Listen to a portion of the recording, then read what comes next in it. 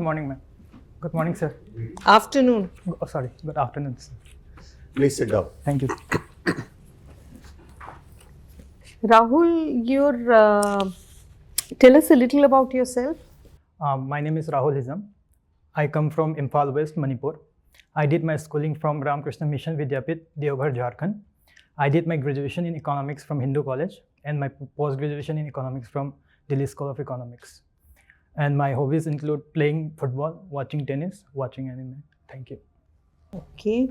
So, you went to Ramakrishna Mission School. Yes, ma'am. Who was Ramakrishna? Ramakrishna was the mentor and teacher of Swami Vivekananda. And he was the spiritual guru for him who made him realize how to channelize his inner energy and encourage youth and represent India in the whole international global world. Okay. So, you've never stayed in Manipur for very long, is it? Yeah, I stayed from class up to till class 5. Class 5. So, right next to Manipur is Myanmar. What exactly is happening in Myanmar, and is it impacting Manipur in any way? Right now in Myanmar, there is military rule, junta rule, and there are many rebellions against them. And the impact of that in Manipur is that there are various refugees and illegal immigrants, which causes disturbance in the social integrity of the state, ma'am.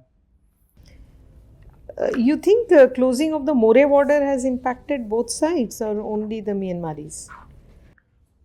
It might impact both sides because More was an economic point where there were lots of trade and there were many business there, and it was also main source of employment. So closing them, I think, will impact both sides, ma'am. You're a student of economics. If you go to Manipur, people will say that everything that was coming from Myanmar before More was closed is still coming. I mean, illegal trade is going on in that part. So, what is the solution? Is there a solution to this? Ma'am, I think border must be properly demarcated, first of all. And there must be various security measures like what we did in Bangladesh border, Pakistan border with use of new technologies and AIs with various radars and scanners. And there must be proper protocol for entering and exit so that there is formal record and we should know who are entering and who are exiting so that there might be no instances of illegal or illegal immigrants or refugees, ma'am. So, I am assuming you follow world politics, global development, etc. So, often both the United Nations and US bilaterally uses something called sanctions. Myanmar has been off and on for some, most of the time under sanctions. What exactly is sanctions and how does it, does it help the reason, the cause for which it's imposed? Ma'am, in my opinion, sanction is imposed if there is some violation of the international agreements or treaties. The main reason for imposing sanction is for restricting them and for deterring them to conduct such activities. But if the economic and social political strength of that country is large, for example, in Russia there was a sanction by US, but it still continued to war against Ukraine, or there was still aggression because they believe that they have proper military strength and their domestic market is quite strong, so that sanction might not affect them very much. So it depends on the country in which it is imposing, and sometimes it is also viewed that it is the hegemony of US because it's a big country and they want to dictate how to regulate their economies, ma'am. Why is it is often said that Indian companies, Indian private sector is not ready for competition, global competition, and that's why India's, they put pressure on the government so that we don't sign that many FTAs. Is there any justification to that?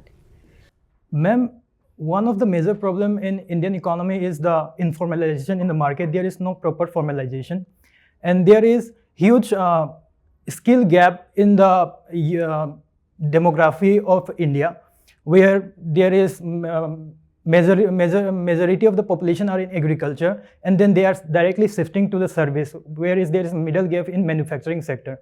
So if we impart skills like presently the PM Vikas, which is ongoing right now, and imparting skills may lead to the rise of this manufacturing hub, which can impart the confidence which is lacking right now, so that we can be more confident in global level, ma'am. Okay, thank you. Thank you, ma'am.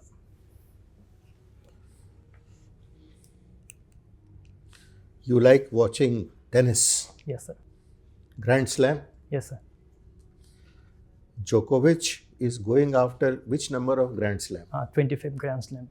It is right now, Australian Open is right now happening, sir. And who is the next in the number of Grand Slam winners?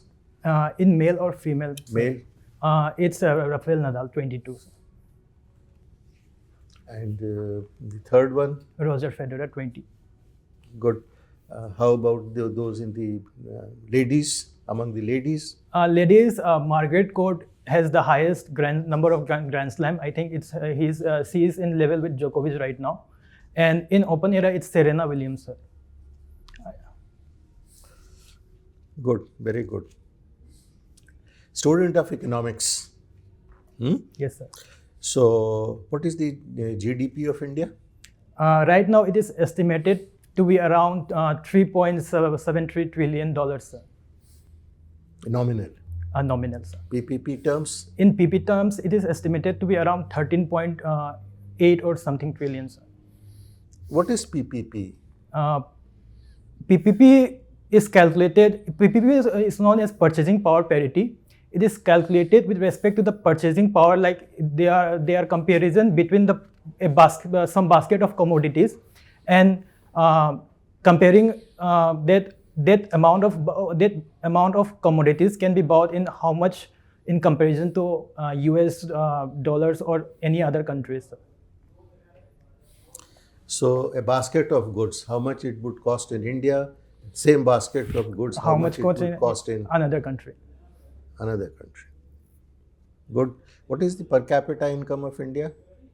Per capita income, I think, sir, it's around $2.8 thousand, sir. 2,600.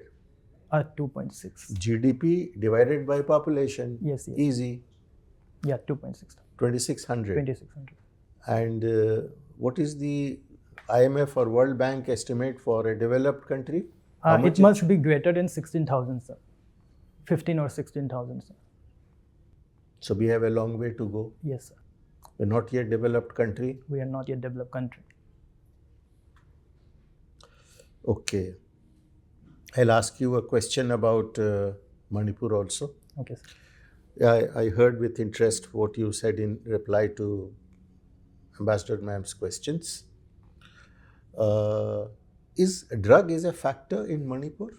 Yes, sir. Drug is one of the major factor in Manipur. It has major factor.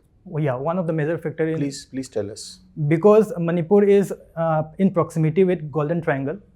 Also, with the porous border, there is illegal trade of drugs, and there is with the instance of the proximity with Golden Triangle, there is huge cultivation of poppy cultivation also, and currently with the government's new scheme on war on drugs and the erasing of this poppy cultivation and the eradicating of the illegal residents in reserve forest, the whole issue, one of the major reason of this Manipur conflict also goes to this drug menace, sir.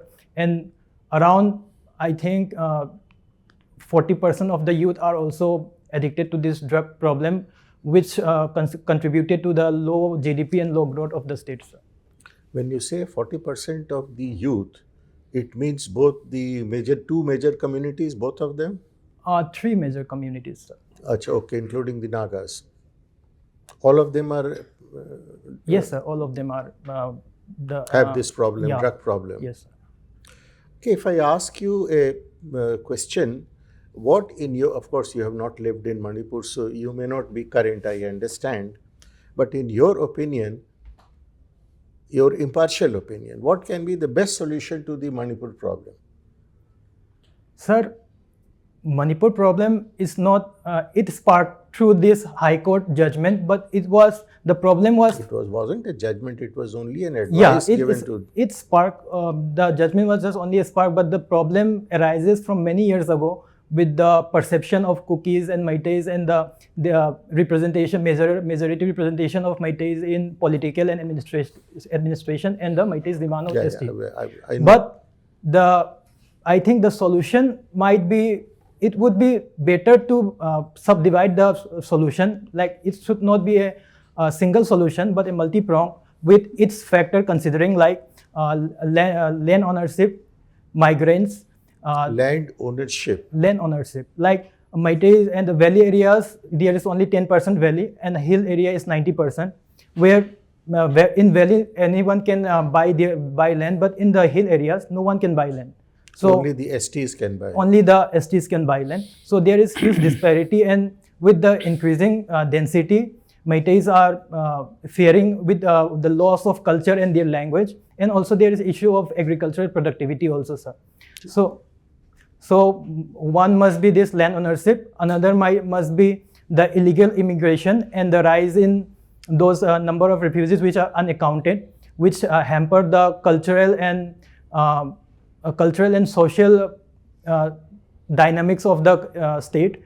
And third, sir, I think state and center must coordinate on the issue and solve, keeping in mind the interests of Meiteis and Kukis, but not forgetting the long-term interests of the Nagas also, because these three are the major constituents of Manipur. Good. Everybody knows you have explained the problem very well, and even the leadership in Manipur must be knowing the reasons why it is happening. So why they are not able to control it?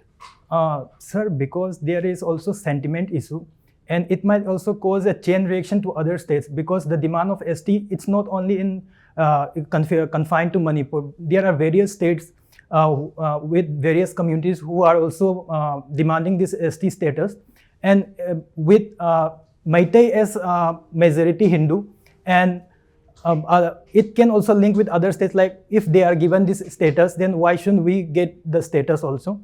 Second, sir, I think might be the security problems, like there is huge mistrust among peoples, and this is a mass movement which has been ongoing for 8 months with loss of lives and property. So the solution must be very well balanced and not in favor of any communities per se. So I think these are some of the problems which are hampering in the quick resolution, sir.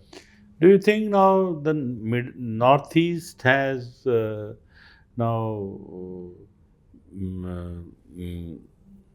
earlier there used to be feeling that there are Indian north of India, or the India and Northeast, they are not assimilated as yet.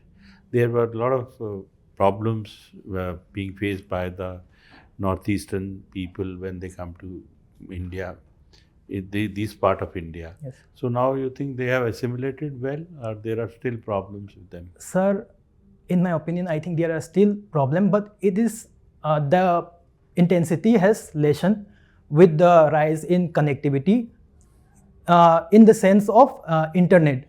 With internet connectivity and more communication, I think there is lesser problem, but the issue still is that there is less connectivity in road or road infrastructure or railway infrastructure. There is only major connectivity is through only air connectivity, which many cannot afford. So there is less exposure.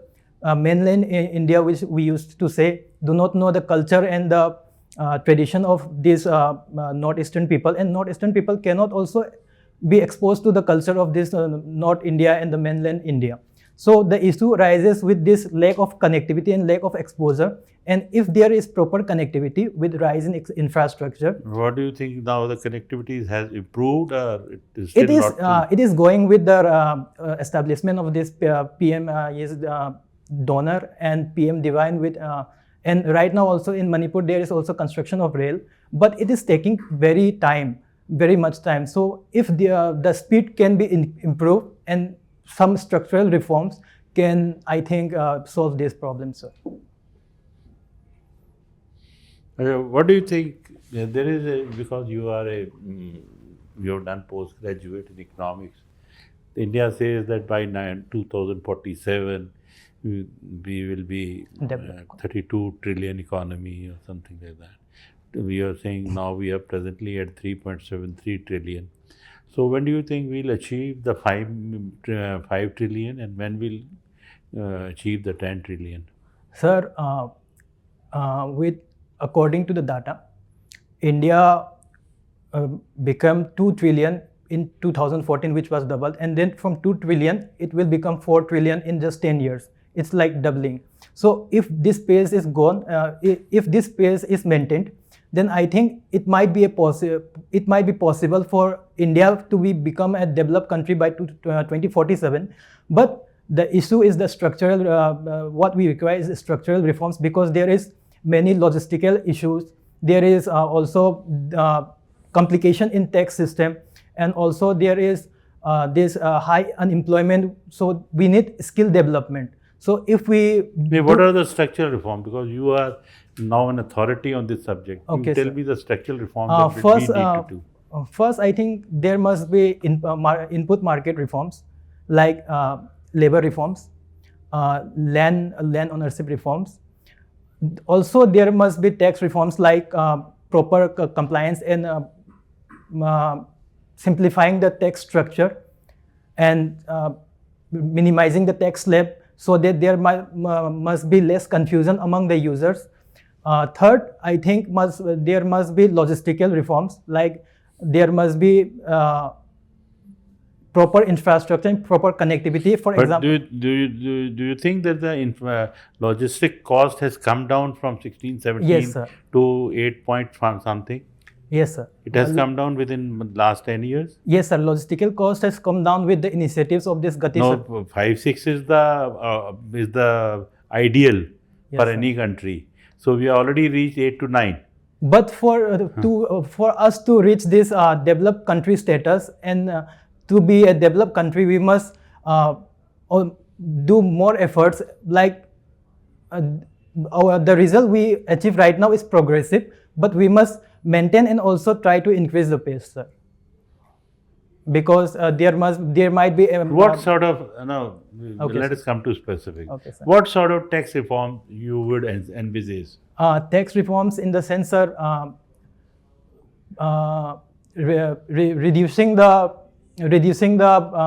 penalties in the corporate tax, and reducing means high tax penalties, so that companies might not deter in paying taxes. Our corporate tax is already 15%, Yes. which is in line with the world. Yes, sir. So previously there were many tax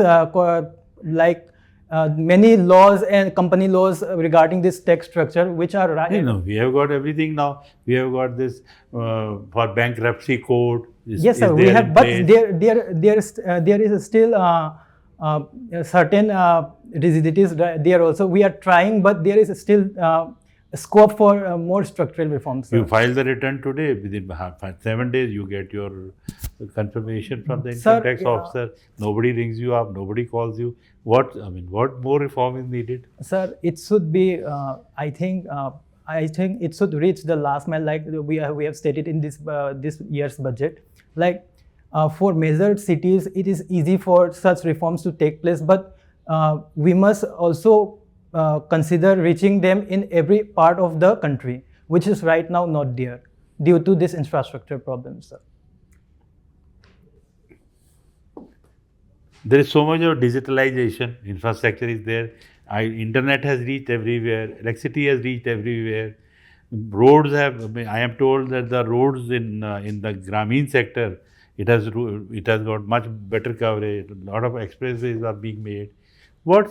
Tell me specific, what infrastructure you are looking for? Sir, it has expanded, but it has not reached every corner of the country. Like, for example, I am from Northeast, and there is still no electricity in some hill parts. There is no proper road infrastructure to communicate with them. So there are certain issues which are mostly confined to this give it a remote thought areas. and tell me. I think the center is doing much more than the states. There are still barriers being erected by the states in terms of infrastructure and reducing the logistic cost. Sir, yes. So there must be coordination between them, sir. Only if this such centrally sponsored scheme and central scheme to implement much faster, there must be proper coordination between administration also as well as political parties, sir. It is the only solution, because without coordination, there will be always lag in this implementation of all the schemes we have made. There are various progressive schemes, but there is lag in implementing such scheme due to these barriers only, sir. Have both the communities, Kukis and Meiteis, they don't see eye to eye. They have not spoken to each other. Why they are fighting, and how much is the percentage of STs now in Kukis? Sorry, sir, I don't know. Yeah. Percentage of Kukis. What is the percentage of Kukis in Manipur? So exact, I don't know, but I think. What about Meiteis? Meiteis from census 2011, it is around 53%, sir. And Kukis, if I am not wrong, then it is around 33 or less. So I am not sure. So they are fighting for jobs inside Manipur or elsewhere in the center? Sir, main reason is the insecurity with the demand of ST by Meitei communities. They fear that their privilege that they got might be minimized. Or for land? No, in every aspect, land, in administrative jobs also there is ST reservation. Meiteis are not in ST, so these reservations and privileges they got, they think it might be diluted if Meiteis got this ST status, because they are more progressive in nature. They perceive that they are more progressive in nature and they are more open for this development, sir. Thank you, sir. Okay. Rahul, I'm really interested in knowing the economics of drugs. How does it work? You have to listen it out. The more we try to curtail it, the greater the incentive becomes to provide it. Of course, the risk increases, but the incentive to supply it increases as well. And those who manage to supply it, they reap greater rewards. So what's a non-economic solution to drugs? Non-economic solution to drugs, sir, first of all, I think it is general awareness, campaigns, and active participation of civil societies, organizations in those areas, and teaching first of all, I think we must teach the youths who are growing and whose minds are still developing. Why isn't it being done? Or hasn't been done? I think there is lack of incentives for the civil society organizations also, because there is no much returns from doing such things. But one must consider their social obligations towards such initiatives and contribute to such actions. And on similar lines, run me through the economics of leagues like Indian Soccer League and all. How do they function? Are they a profit-making maybe championships, or like do they serve some other purpose? What exactly could be the economics of it?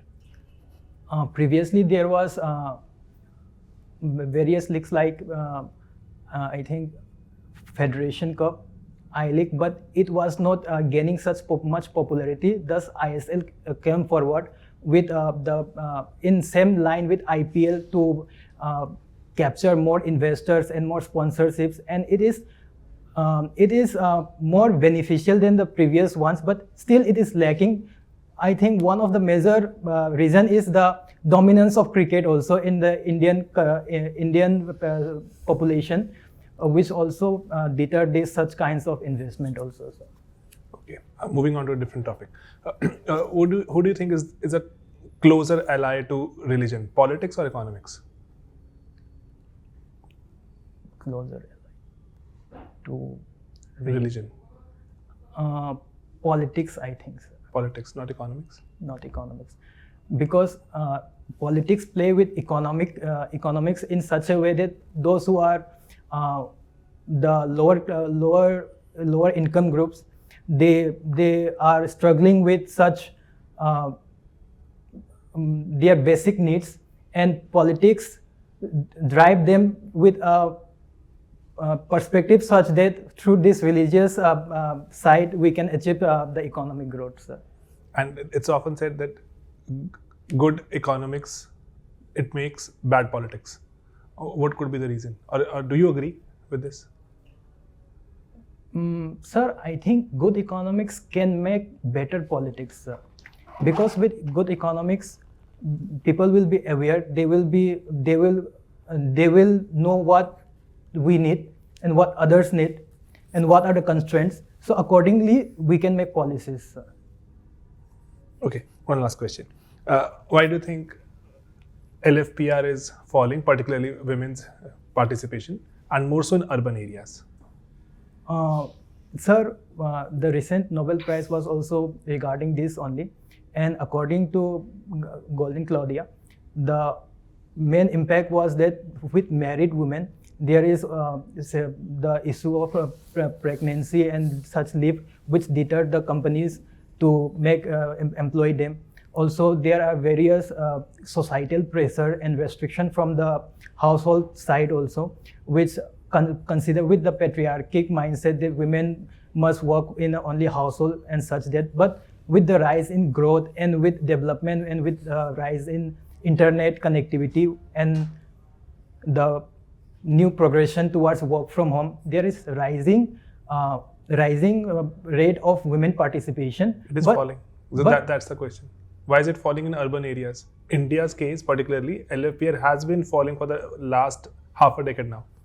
Women. So one of the issue might be that the previous one that I said, but another thing is that some women also perceive that their counterpart, their husband are earning so much that why should we need to work? So we must not be employed, sir.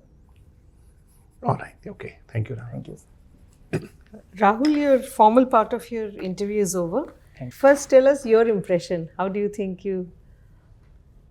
This is my second mock, and I think it was better than the previous one. Okay. Like there was more confidence in speaking, and I was able to think in internally what to answer. Okay. That's important. So, first and foremost, you are young, you've got a very good personality, you are a very, very good candidate. So, you please have a lot of confidence in yourself. I thought you were a little nervous when you started, were you? I don't know. You have two things you have to work on as far as interview is concerned. One is, when you're thinking, you start looking at the sky. So just maintain eye contact with all of us. Your engagement with the panel is important. So just make sure you keep looking at panel members and don't look down, don't look up. Look at all of them. Okay. You also interrupted both the sirs before they could ask the question, but you changed that. You were speaking slowly also by the time you came. This was the correct pace. Okay. In some questions you were speaking very fast, but otherwise you were able to logically think through your questions, and you're a very good candidate. Obviously, you're going to get a lot of questions on money pool and economics. So your profile is such that the job is a little easier for you because you can really concentrate on these subjects. You'll have to, do you know when your interview is? No, it's in second phase. Second phase. So you've got plenty of time. So आप कुछ add करना चाहेंगे? Rahul, for obvious reasons, a lot of questions will be asked on Manipur. So read, get your, factually you should be correct. You should not be found wanting. Percentage, this, that and the other, cookies, Tangkhul Nagas, etc., etc. And what can be the best solution, that also you should be able to say. And why Meiteis want ST status? Because Meiteis, you know, they are a very old caste amongst the caste Hindus. They were the ones who stopped Arjun ka ghoda in Mahabharata. So they have a long history going a long way back. The reason is they can't purchase land in the hills. It's the main reason. That is why they want it.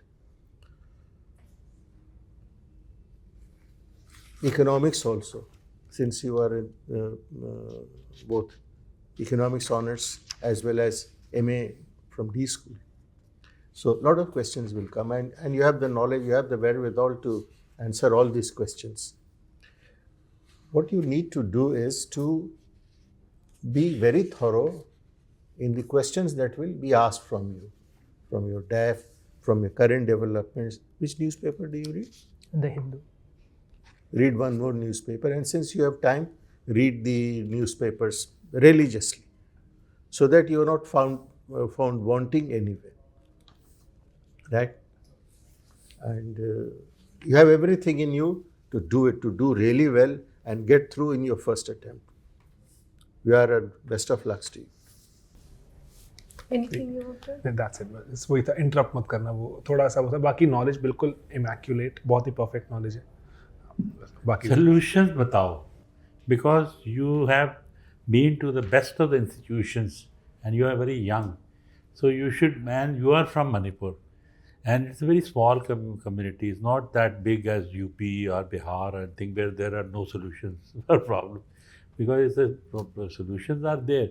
What can be the solutions for this problem of development or of this problem which is happening between Meiteis and Cook? Why are you Meitei or Kuki? He's a Meitei. So you should be able to tell the solution also. It may appeal to the board, it may not appeal to the board, but you have thought over it. That shows. Okay. Sir, Best of will luck. you be assigning marks also, or like how much can I get or something like that?